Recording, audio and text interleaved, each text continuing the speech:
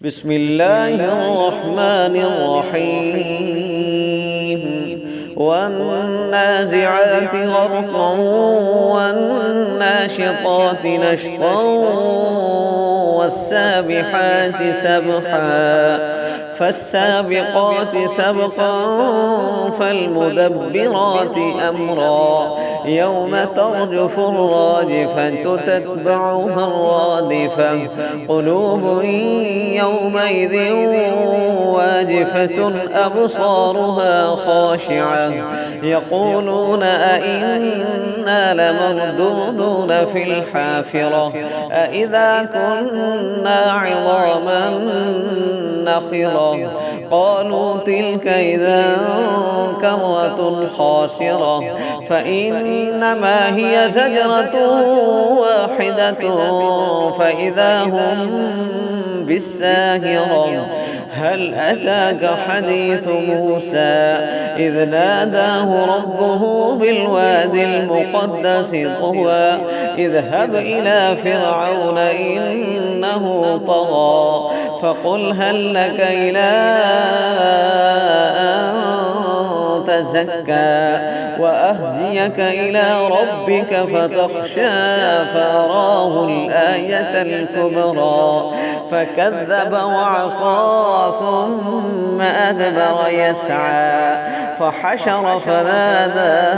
فقال أنا ربكم الأعلى فأخذه الله نكال الآخرة والأولى إن في ذلك لعبرة لمن يخشى أأنتم أشد خلقا أم السماء بناها رفع سمكها فسواها وأغطش ليلها وأخرج ضحاها والأرض بعد ذلك دحاها أخرج منها ماءها ومرعاها والجبال أرساها متاعا لكم ولأنعامكم فإذا جاءت الطامة الكبرى يوم يتذكر الإنسان ما سعى وبرزت الجحيم لمن يرى فأما من طغى وآثر الحياة الدنيا فإن الجحيم هي المأوى وأما من خاف مقام ربه ونهى النفس عن الهوى فإن الجنة هي المأوى يسألونك عن الساعة أيان مرساها فيما أنت من ذكراها إلى ربك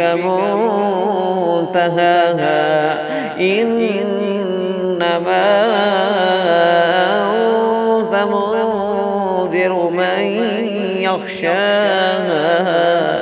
كأنهم يوم يرونها لم يلبثوا إلا عشية أو ضحاها.